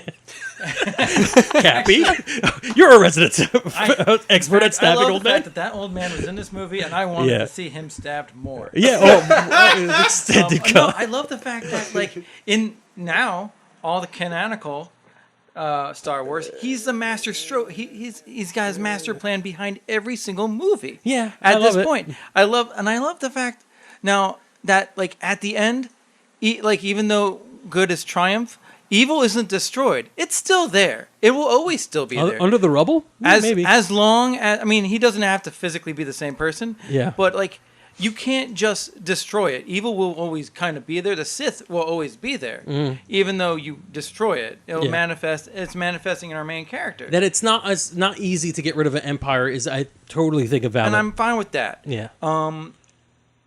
I do feel like they missed the step when they. I feel like they were so close. Yeah, you know, like it's just the master stroke of his plan was perfect. And then she still killed him as per plan. It went the way it was supposed to. He's like, this was supposed to work. Too much love in your sword. I think we did get that little moment where the evil passes. If you paid attention, there's a brief moment where you see Wicked's kid eyes glaze over. And that's going to be awesome. Yeah. When Wicked's going to be like, I would no, watch Wicked's that. kid. Wicked's kid? Yeah. Wicked's kid. It's just weird to hear. The We are child going was too there. long. Let's keep going back to this. But yes, I agree with everything. Sure. With all the random weirdness I Oh, just said. every word of it. But I do think, as far as legacy characters are concerned, I love the way Palpatine was brought in, and I love the way Han Solo was wrapped up. All I have to say, and we didn't talk about this beforehand, with Luke was, again, you didn't have to address that people were angry about the lightsaber, but fine. But you are Kermit the Frog arming James. I immediately rewrote that line in my head the minute it happened. He has to catch the lightsaber and say, "Only I can do that." No, all right? It acknowledges it. Yeah. It acknowledges it as something that has happened, while still insinuating that Rey needs to treat the stuff with more respect. Right? It does all the have your cake and eat it too. It just needs to be better written. It just all needed to be better written. I can't say the same say thing anything else about that. It's just, it feels weird. The same thing happened in Force Awakens, though. Because Han should have said, I love you to Ben as soon as he put the lightsaber through. Those should have been his last words. Who I know came up at some point. I know came up in the Force Ghost thing. Han says that to Ben when he's like, Dad, and he goes, I know. I think that was a better use than someone saying I love you to someone who's stabbing them. Only Palpatine could say that. What if he said that? What if he said, love you? You know, that would have thrown everything on its head. okay, That'd be wild. We're going to talk about that at the very end of this podcast. Only a Sith deals in inappropriate expressions of love. I took that kind of actually in the opposite way, because I feel like the Luke sword? The Luke sword thing, yeah, because it became a teaching moment as per Yoda's words in the previous movies. So I took that the dead opposite way. You know. Yeah. This is going to be Like something when that people don't admit. Sorry. Some people liked it, some people didn't, whatever. Yeah. So the other legacy character that has a lot of weight in this is Leia. What do we feel about Leia's use in this? This is so hard because I feel like if you look at the movies, like it feels like a natural setup, right? The first movie feels like a movie that has a lot of Han time. The second movie has a lot of Luke time. I feel like if Carrie were still with us, this movie would have had a lot of her, and the story would have been a little different. I actually think that the stuff they did worked as well as it was going to. I wouldn't have had her in it. That's weird. It feels weird to say. It's just hard. It was always going to be really difficult to do. I kind of disagree. I mean, I thought it was a little awkward. It was a little awkward, but I think her moments were used very well. I think reaching out to Ben at that moment made a very dramatic, but didn't take away from the fact, like, it wasn't just the love of a mother will overpower the love of an estranged father. Like, it wasn't that weird thing. It just it allowed for the Han moment later on. I adore that. Well, when Master Leia, I think they may have called her Master Organa. I don't remember what it was. But when Master Leia was like, when we were practicing that reveal of Luke and Leia were practicing being awesome. Jedi, I was like, that is as cool, much cooler than just saying, let's just lead with Palpatine. Because I didn't need to hear a backstory of why. Just putting him in, I'm fine with that. And I don't need to know why Leia was kind of Force sensitive or like no explanation. No, we had 30 years. And BT dubs, Leia was a Jedi too. And it is important who your family is. Sure, it's important that her brother and her brother were. I'm not saying that the Skywalkers can't have Force-sensitive children. I'm saying that the end of Last Jedi, since you brought it up, Pete, the end of Last Jedi had a slave kid who mysteriously was Force-sensitive, and it's nothing to this story. I'm not saying that kid had to be in this story. I'm saying that the movie begins. This movie, Rise of Skywalker, begins with, the rebels are on the run from the First Order. Don't think about it. When the last movie ends with no one will come to rescue them. No one will come and help the rebellion. No one will support them. The world has abandoned them. But look, there is a little bit of hope. The Force is strong in all of us. And this movie doesn't really address it until the last scene, which is cool. I'll give you that. It's cool that people came by, no explanation as to why. Were they inspired by Leia? Were they inspired by Rey? Did there was any reason that was their comms down during Last Jedi? Maybe that was it. There was a lot of static. It was the irresistible charm of Lando. I would love it if they were like Lando went around recruiting. No, Lando didn't ask I wanted before. him to come in and say, I called in a few favors. That would have been kind of cool too. Also, a little bit more background in the beginning where we see Rey running around. Like, people are inspired by Rey. She inspires people, and she is inspired by people. The Force that is with her. But yeah, it just didn't kind of happen because we were really focused on making sure everyone knew that Palpatine had a granddaughter. Going back to Leia and Han, I know I did like the Han scene a lot. Him talking to Ben or Kilo, however you want to view it as. But I feel like Kylo? Kylo. That's Why also did I say Kilo? You said Kilo. I was like, Kilo. is there another pairing that people wanted? We could figure out who that is, and it would be probably a better fit. It's a clone. Too wise. All right, got it.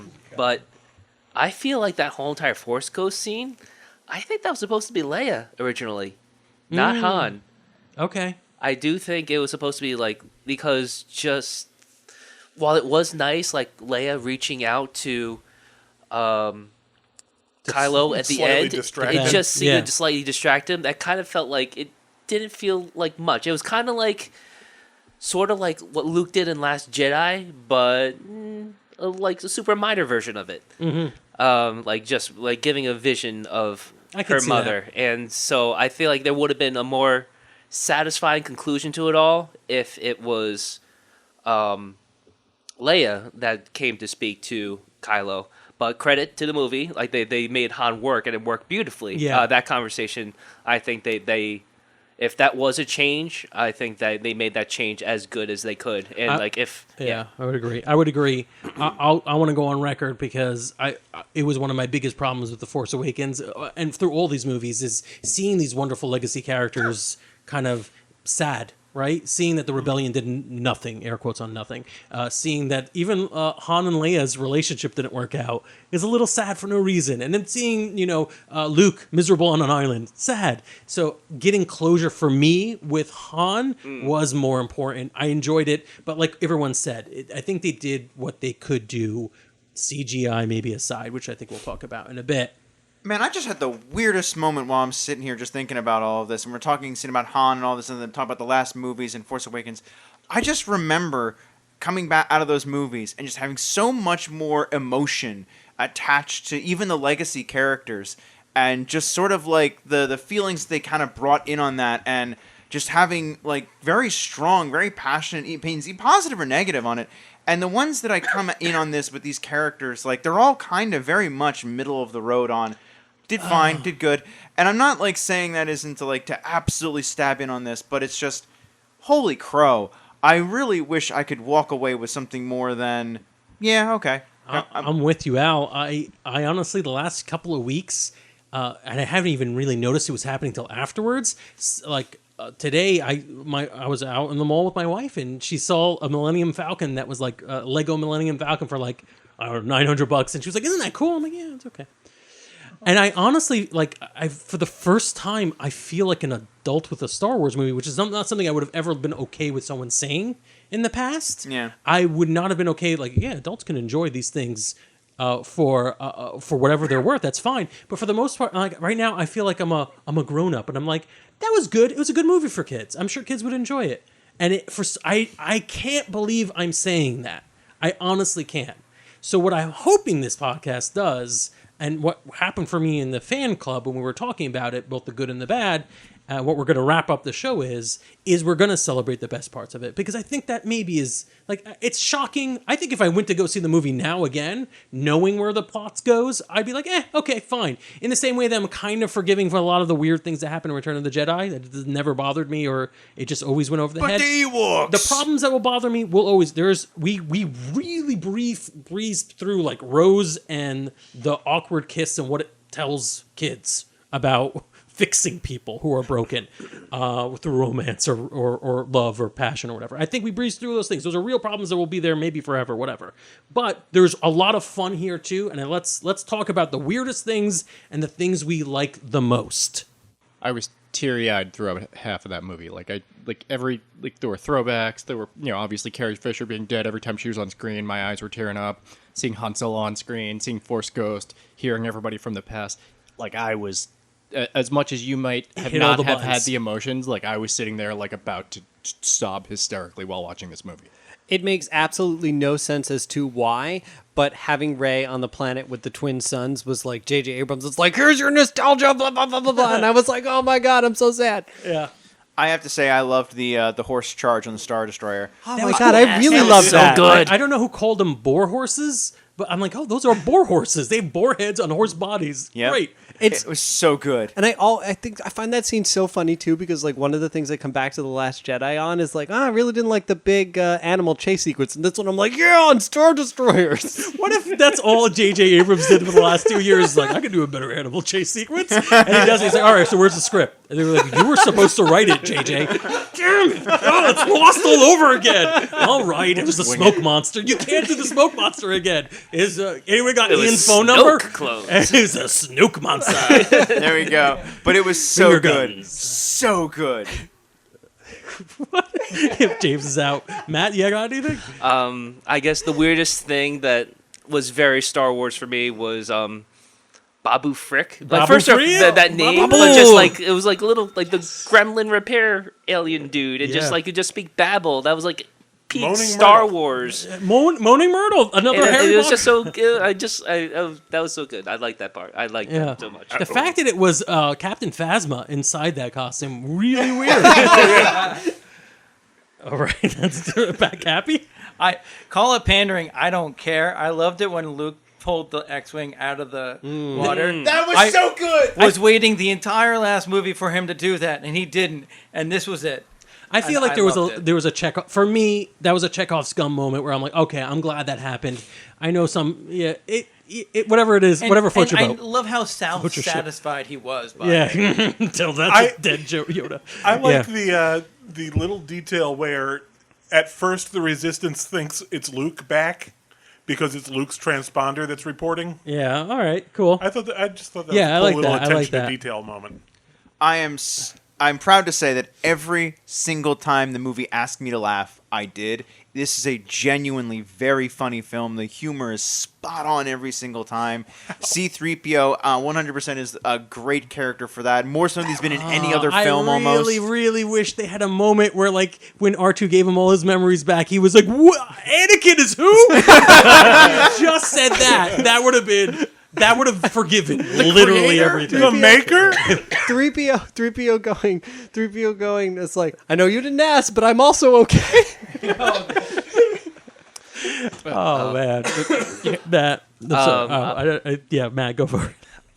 I'm a huge kind of the starship buff when it comes to Star Wars. So seeing the last scene with all the ships flying in, just seeing all the different designs, everything, that was porn for me. That's exactly what I was going to say. Just that Deus Ex Armada there, where you're just like, oh my God, yeah, it's like the end of Endgame. And I love it, It is a through line, more or less, for Last Jedi of where is the rebellion in all this? Where is the rebellious streak in people? In fact, Palpatine's line about this is why we don't rebel against our grandpas. I don't know. I know that's what Anon said, but easy. Don't you kids today? And nobody ever listens and joins my side. Get off of my lawn! Yes, when he did that moment, and it was like, oh, all right, you've got a through line, sort of. We spoke about the Forcebook Messenger, but when Rey passes the lightsaber to Kylo, it was just so cool. I love the way they play with that mechanic. I loved it. Yeah. All right. I kind of like that Leia got her own lightsaber in it. I feel like, we didn't have enough time, of course. Yeah. Sure. Yeah. And I also like that Rey got her own version, but it also kind of felt like, all right, yeah. I'm assuming you can build both of those at Galaxy's Edge. Yeah. Oh, I thought That's where Ray went. That's where Ray went. And it's like Ray went to like, I just defeated the Emperor again. I'm going to Disney World. Hell yeah. It's like I probably shouldn't have laughed as hard as I did. Where the old lady comes up at the end. Who are you? Ray. Ray who? And then she stops for like a solid minute, and I'm like, how is this lady not like questioning her sanity right there? Like I'm like laughing in the theater while everybody's like having a tearful moment. Yeah. But I love that. I'm amazed nobody else has moved into that farm. Well, there was a flaming corpses there for a while. I think people were just like, no one's gonna pick these bodies up. Yeah, but the scourge marks have worn away at this point. I think almost all the fights are amazing, right? I love Rey and Kylo's fight on the floating Death Star. I like that the Death Star doesn't feel... Certainly one of the things I was worried about going into this movie was like, oh, the Death Star, you know what I mean? But no, they were fighting the relics of the old original trilogy. That's cool. Yeah, that works. It was cool. It worked. And they made it, somehow they were able to also make it very much like callback to the earlier movies. So like Rey climbing through the Death Star as if it was one of the Star Destroyers that we originally find. The way Ben and Rey are fighting on it, like all of that works really well. My favorite fight scene in this movie is the fight scene where they're fighting between the two locations, right? Which is where going Rey's back on the Star Destroyer, and right? Kylo's, And Kylo's on the Kijimi, planet, and Kijimi, and they're going back and forth, and That's they're fighting, really cool. and the objects are kind of like in both places at once, and just that was awesome. and that detail when Vader's helmet gets knocked off, and then Kylo realizes where she is. Yep, awesome. Yeah, I thought that was really, really cool. I enjoy for the Death Star. It seems like it did something to like the gravity well of that planet. Like there was some sort of like maybe anti-gravity that was happening because those waves weren't behaving normal. And that was my fan canon of what was going on. And I don't care if it's real or not. That's what I want to believe. It was neat. Fanon? Yeah, sure. Can that be a thing now? Sure. You run with it, Internet. The Finn and Poe like buddy thing at the beginning of the movie where they're like on the Millennium Falcon together, just like blowing stuff up. That was amazing for me. Finishing each other's sentences, yeah. This certainly feels like the most connected Star Wars movie to like all of the material that Disney's released. So like with the Wayfinders and the Sith Temple in the beginning, which is I think on Mustafar, right? I think that's it's like Xanadu or something. something else. But it feels like the most connected. So someone particularly as someone who's like a huge fan of Rebels, getting to hear Ahsoka and Kanan's voice in the Jedi reaching out. Aren't you upset that you just found out that Ahsoka dies at some point? I mean, like the new droid. It's really far in the future at that point. I like that the new droid, even though he's barely in it. I like that he has boundaries. He's like, no, thank you. I really thought that was cute. I mean, that was a pretty woke movie across the board because Poe's like, yeah, can I kiss you now? All right, cool, never mind. Yeah. So I think there was a lot to like about this. There was somebody who I don't remember right now, and I don't know if I want to quote them, but like some people like action and adventure and laser swords and space battles, and some people like narrative and story and what have you. That's I think going to be a lot of the difference between the two Star Wars reactions to this, and even in amongst those two, people like different kinds of stories. Some people want Shakespeare where everybody's an important name, and some people wanted clearer continuation from Last Jedi and a full narrative arc and maybe a draft too. I don't know. I should not be the one who wraps this podcast up because I may be a little judgment. Let's go through let's rank this in the old-fashioned kind of non-pro near mint style. You either loved it, you hated it, you're somewhere in between. What are the actual near mint rank? On a rank of ranking 5. or On a just Poor, rank fair, of 5. good, near mint, and mint. Yeah. If we're going in the old style. Basically, this movie for me comes out as a solid good. There are things about it I did not like it, and there were some things that were okay. So it kind of middled out into a good. I think it's a fine movie. I think it was a shame that it wrapped up in quite this way. But you know what? Somehow it makes me feel like the things I like the most, for me, I'm an original trilogy guy, are more like iconic. They stand on their own. Somehow cleaner because this movie was less clean, if that makes any sense. I'm okay with it. I'm okay with it. It wasn't my favorite though, but that's it.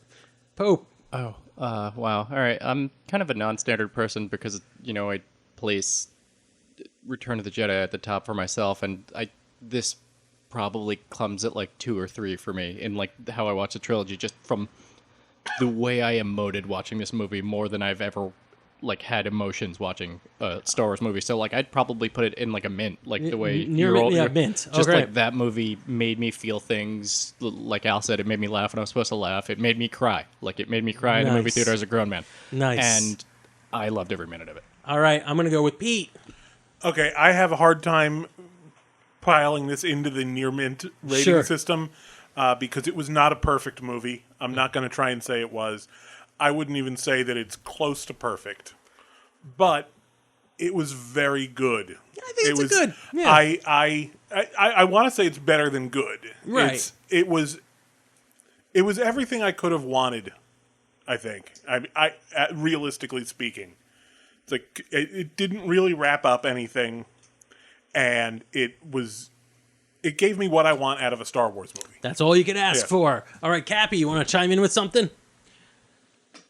It was good. Yeah. It was a good movie. It hit all the points I wanted hit. It missed a few things. You know what? But it's better than a Michael Bay film. Oh, that's going to be that's very bad true. news for you because the next trilogy will be all Bay. No. I thought Yeah, no, that's okay. Al, you're the person I wanted to talk next.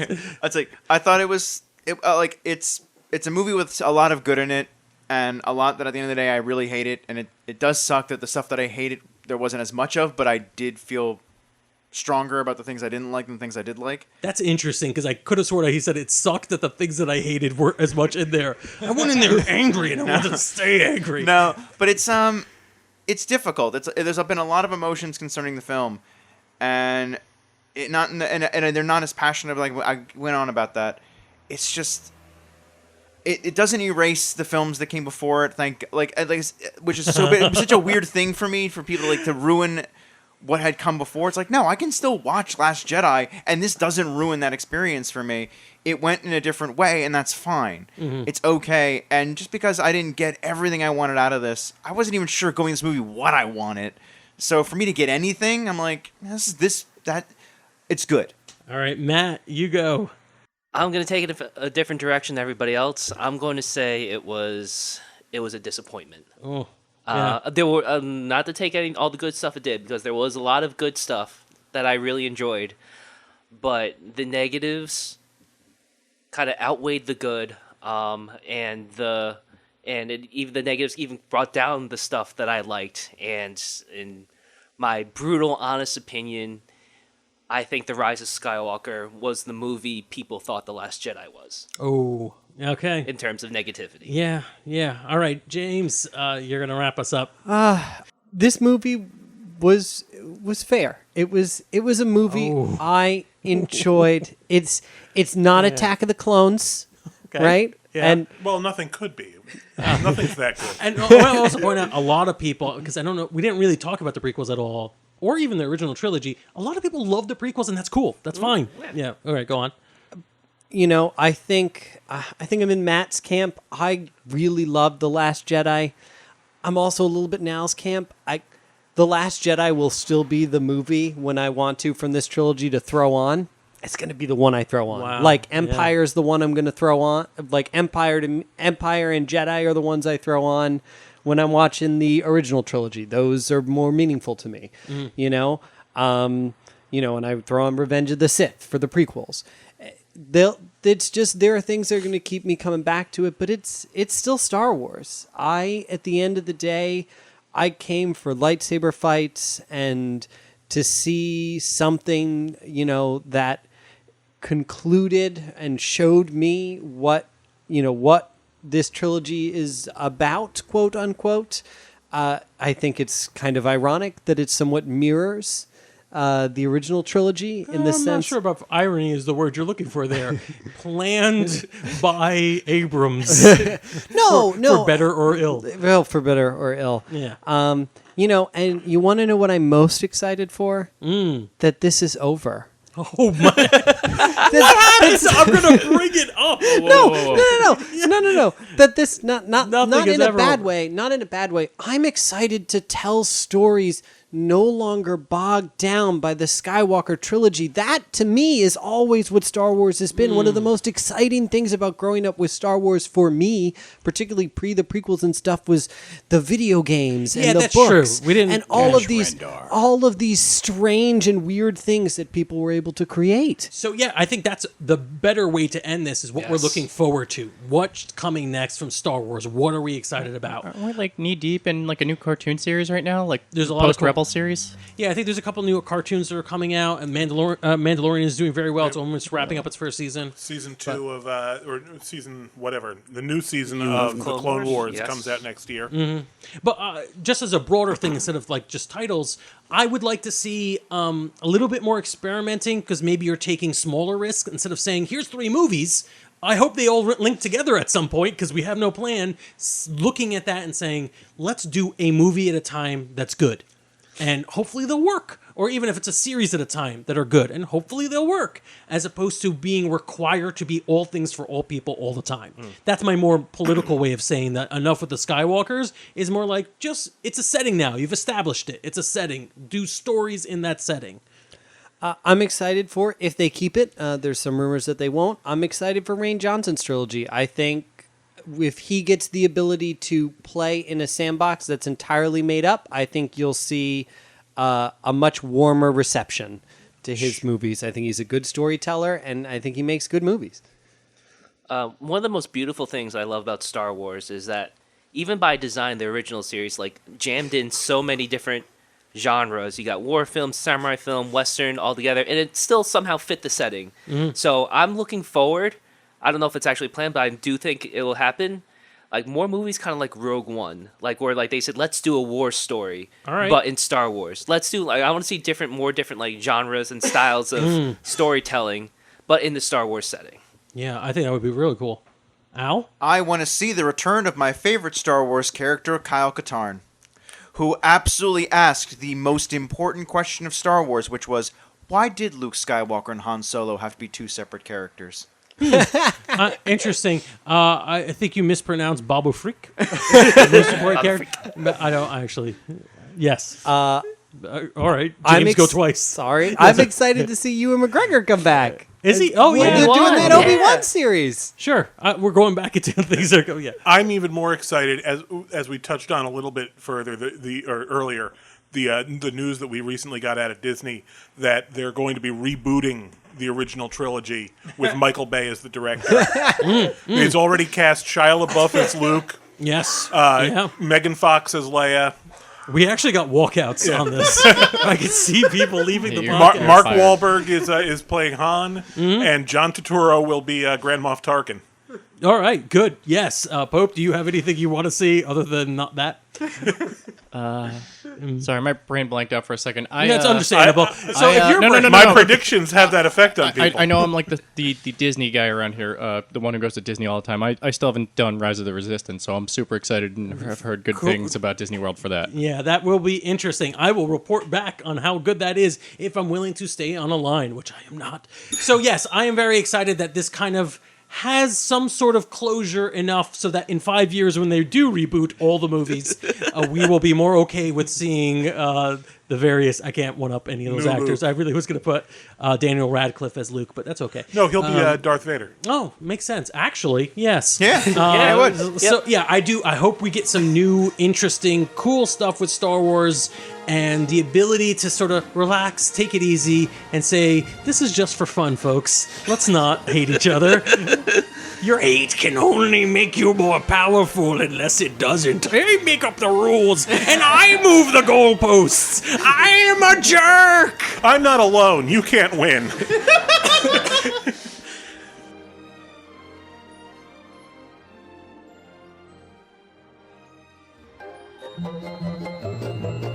This has been a non-productive media presentation. Executive producer Frank Hablawi.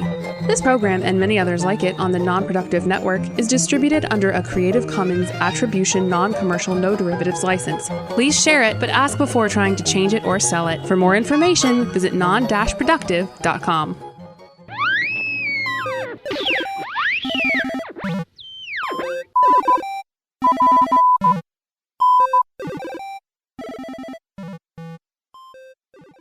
So that was 2 hours, 1 hour my and God. 57 minutes. Yeah. A little shorter than the movie. But we did it. We did it, folks. You know what? If this podcast had 20 more minutes, I bet it'll make sense. Yeah.